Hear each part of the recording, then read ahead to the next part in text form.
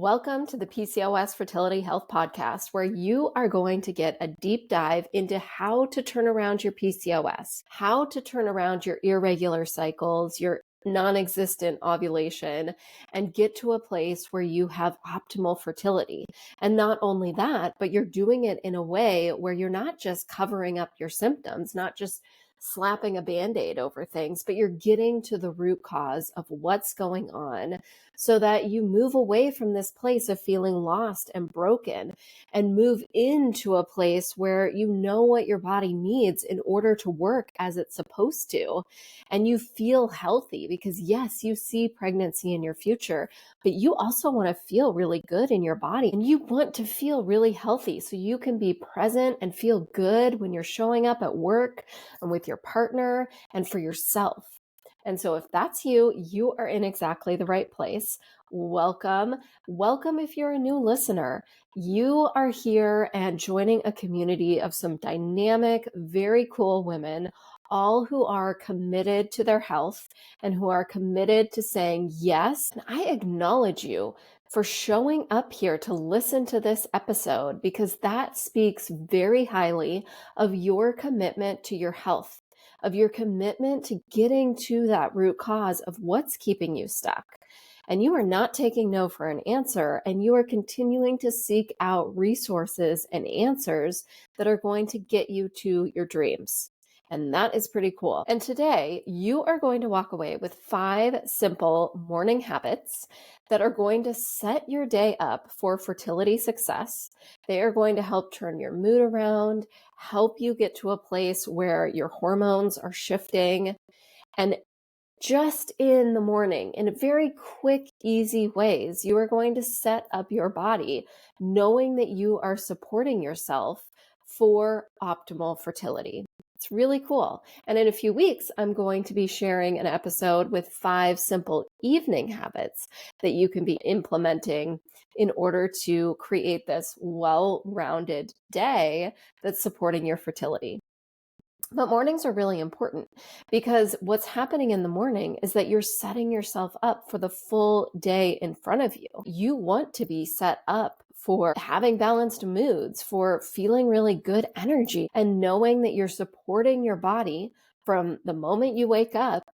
You are supporting your body for your dreams of getting pregnant.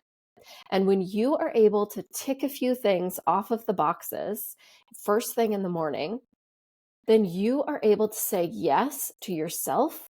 You have already accomplished things, and that sets you up for more productivity and success later in your day for a variety of other things because you're walking into your day already succeeding. You're walking into your day already creating this blueprint for your day that's saying, yes, I am saying yes to my health, yes to my body, yes to my fertility. And you walk into that day carrying that energy, that's huge. All right, so morning habit tip number 1 is to wake up at the exact same time every day. Set that alarm or talk to your partner or your husband about what time you want to be waking up and commit to waking up at that exact same time every day. What is that doing for your fertility? It's supporting your circadian rhythm. So that sleep-wake cycle, that's your circadian rhythm. What's happening for those of us who are waking at random times during the morning, our bodies don't really have that sense of when the day is starting. Our hormones rely very much on routines and consistency. And your sleep-wake hormones are cortisol. That's your wake hormone. Cortisol gets some bad rap these days about how, you don't want to have too much cortisol and it's creating all these problems. But cortisol is the hormone that wakes you up in the morning. We need healthy amounts of cortisol in order to wake up and get through the day. Then melatonin is the sleep hormone. And cortisol and melatonin have this inverse relationship. So if cortisol is following its natural rhythm through the day, which means it's falling pretty drastically by the evening, then that allows melatonin to rise. And melatonin is that hormone that makes you sleepy and puts you to sleep. If your cortisol is too high, throughout the day, which is really common, then that melatonin can't rise. That circadian rhythm, having those hormones just doing what they naturally want to be doing in their own rhythm, in their natural rhythm, supports other hormones. It then will support your blood sugar levels. It will support your progesterone levels. We know that supporting the circadian rhythm is a strong foundation for creating good hormone health for the rest of your hormones in your body. And so the first thing that you can do is wake up at the same time every morning. When you wake up, you are going to open up your blinds or open up your curtains in your bedroom, and you are going to look outside and get some fresh light. It would be optimal if you could pop open that window and just get your eyes straight on that morning light, regardless of if it's sunny or rainy or cloudy or windy. Just getting your eyes on that natural morning light plays a huge role in helping you wake up and have more energy, in helping to regulate your cortisol levels throughout the day, and to support that whole circadian rhythm, that whole sleep-wake cycle, so that you're setting yourself up for good hormonal health. Wake yourself up at the same time every day and get your eyes out on natural light. Morning habit number 2 is that you are going to make your bed first thing in the morning. First thing that you do once your alarm clock goes off and you have looked outside the window and gotten that fresh morning light into your eyes, you're going to go ahead and make your bed. You're going to pull those covers up, smooth those pillows, have your bed look like just this wonderful place where you can jump into this evening. And what is that doing for you? Well, this recommendation comes from a Navy SEAL. You may have heard this before. Navy SEAL Admiral William McRaven, he recommends to make your bed first thing in the morning, because what that is doing is you are accomplishing a task first thing. Within literally the first 3 to 5 minutes that you wake up, you could have accomplished one task for your entire day. And what that does is then that sets up your motivation for the rest of the day. Because if you are able to wake up and accomplish one task, then you feel accomplished, then you feel confident. You are setting that energy up for the day that you get things done, that you are a go-getter and you have goals and you work on those goals. And your body is responding in that way just through the simple task of making your bed. When you have PCOS and when you are turning your body away from having irregular cycles and non-existent ovulation, you work on your body and your health and your hormones a little bit harder than most people out there. You're working harder than someone who doesn't have PCOS, who doesn't have irregular cycles. And there are lifestyle factors throughout the day that you are supporting your hormones with. And you have got to stay diligent and on task throughout the day to remember how you're supporting your body and your health to turn around your PCOS and to turn around your irregular cycles and your hormone imbalances. Because you have a goal of getting pregnant. You see that goal and you want to get there. So you are already setting these things up in your day so that you are moving forward to having that optimal fertility. But that takes more time and effort than it does for somebody who doesn't have PCOS, who's not struggling with fertility issues. And so you need that thing first thing in the morning, that sense of accomplishment, that sense of, oh, wow, I have completed a task and I am setting up my day for more accomplishments ahead of me. And you walk into your day already feeling that sense of success. That sets you up for success in these other lifestyle changes and habits and support that you are giving your body for your dream to get pregnant. How cool is that? Morning habit number 3 is that you are going to have a protein-filled and fiber-filled breakfast within an hour of waking up. So none of this running around trying to get ready, and then your breakfast is either in the car on the way to work or at your desk once you are at work. Now, I get it. I get it. There's lots to be putting in place. Maybe you're not a morning person. Sometimes the mornings can get a little hectic, particularly if you have a long commute or you have a very specific time that you have to get up to work. Yes, mornings can be really hectic, but you, in order to be present at your job, in order to have your brain working powerfully during the day, you need to have breakfast within that first hour of waking up. Breakfast is breaking the fast. Breakfast, break fast of the previous night. This meal is going to set you up for a day full of even keel mood.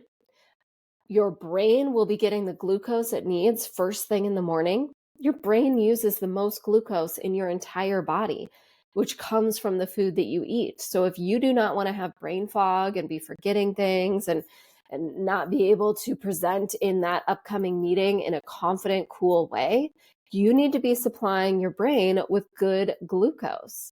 And that is starting your day with having a good breakfast with protein and fiber. A breakfast filled with protein and fiber is going to start your day off keeping your blood sugar balanced. Irregular blood sugar issues set you up for insulin resistance, which means insulin is rising, causing testosterone to rise, which shuts down ovulation. Keeping blood sugar regulated is key when you're trying to get pregnant when you've got PCOS. And this kind of a breakfast is setting you up for success for the full day in front of you. When you are having this fiber with your breakfast, that means that you are choosing to eat whole grains. You're having some oatmeal or whole grain bread, or maybe you're choosing a different grain like amaranth or quinoa. It means that you're having some fruits or vegetables with your breakfast. Maybe you have some roasted sweet potatoes with your eggs or some spinach in your frittata. And all that means is that you're getting these extra nutrients and minerals and antioxidants, these essential nutrients that your body needs, your hormones need, and your eggs need in order to get you to a place where you have optimal fertility. And you are setting yourself up for that with this breakfast. So you're getting vitamin C, you're getting omega-3s if you're adding chia seeds into your breakfast, you're getting B vitamins, you're getting iron, you're getting the selenium and necessary antioxidants, all so that it can set you up for optimal hormone success.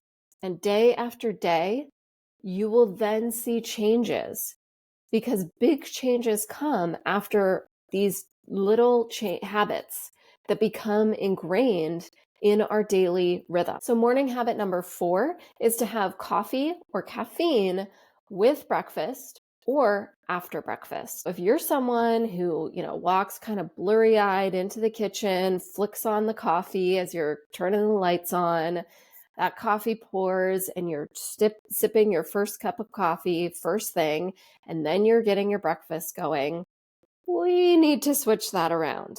That caffeine first thing in the morning, that is tanking your blood sugar levels even more, which means after a full night of not eating, of fasting, and then you're having the caffeine, which is tanking your blood sugar levels, then you have to climb out of that, which is a little bit harder to do. Not only that, caffeine on an empty stomach will set you up for a day full of jitters, anxiety, irritability, and you don't want that, right? Because you want to feel healthy. You want to feel good and juicy in your body as you're also supporting your health for fertility. So you're just going to move that cup of coffee or black tea, move it to when you're eating breakfast. And while you're eating breakfast, have some couple of bites of breakfast first before you have that caffeine. Or have breakfast first and then have your cup of coffee or your cup of black tea after breakfast.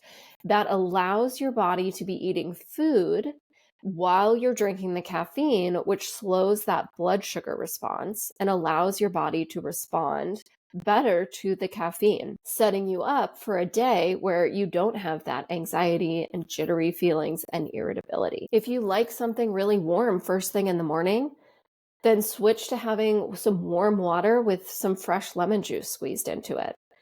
Drink that, and that helps to stimulate your digestive enzymes and your digestive juices. So not only is it a warm, comforting drink in the mornings, but it's also supporting your body to get ready for your breakfast. And then have your coffee or your tea while you're eating. The fifth morning habit to add into your rhythm for optimal fertility is to walk for 10 minutes. You need to move your body. You want to get pregnant, you have PCOS, you have irregular cycles, your body needs to get moving. Now, you don't need to be jumping out into the gym. You don't need to be driving somewhere right now. You could be walking around your kitchen table or in your backyard or around your block. Just literally go right around the block and come back to your house. But get your body moving for 10 minutes. Get your heart rate up a little bit, but if you can't yet and you just need to move your body, just move. That movement and that walking is going to help lower your insulin, regulate your blood sugar levels, help your body's sensitivity to that insulin. And it's going to help your digestion, to help your body absorb nutrients better that are necessary for fertility. And it's going to keep your blood flow moving faster to get hormones and nutrients to your pelvis to where they need to be so that you can make a baby. Movement is an essential piece for your body to get to a place where you're having regular cycles, you're seeing positive ovulation, and you're in this place where your body is primed for pregnancy. You need to move your body. And first thing in the morning is great, particularly if you can get outside, because that means your eyes are getting that natural light first thing in the morning, which is going to help your circadian rhythm, which we talked about in habit number 1. It's going to be easy. Don't overthink this. Just start moving. Maybe over time you start making some changes to this morning movement routine, but if 10 minutes is all you can do and just get that movement in, you're going to see those benefits over time with your cycles and with your hormones. So now you have 5 simple habits that you can easily put right into your morning routine that is setting you up not only for a day filled with success, a day that is one where you don't have as many mood swings, you feel more energy, and you're not as irritable. But then over time, you're going to see these positive changes with your cycles and with your fertility. Because small changes, that is what leads up to big changes. And if you can stay consistent on this, then over time, you are going to positively see changes in your body. And this is really important for you, particularly when you want to get to the root cause of your fertility struggles. You don't want to just throw the Band-Aid over it, cover up the symptoms, and just walk away. No, you want to know why your body isn't working as it's supposed to, and you want to get it to a place where it's healthy, where you feel healthy. And these 5 habits are setting you up for success so that you can feel healthy. And if you need help with this, if you need more help putting together these PCOS pieces for your specific situation, then reach out. I'm your doctor. Book a free PCOS Fertility Breakthrough Session, and this is where you and I are going to talk on the phone about your specific needs, what is keeping you stuck, what are these missing links throughout your fertility journey that are keeping you in a place where you can't get pregnant. And through that, I will be able to help you figure out this is the number one most important next step that you can take in order to optimize your fertility. So you can sign up for one of those over at drangelapotter.com/PCOS. And if you are loving this podcast, you can show your support by leaving a 5-star review over on Apple Podcast, or simply share this episode with your friends. And as we wrap up here today, I want to remind you that the information on this podcast is just that. It's information. And it should not replace the medical advice that you are currently getting from your doctor. And if nobody else has told you this today, I want to be the one to tell you that I believe in you. I believe in your ability to figure out what your body needs to get to a place where you are ready to have a baby. I'll see you right here. I'll see you right back here next Wednesday.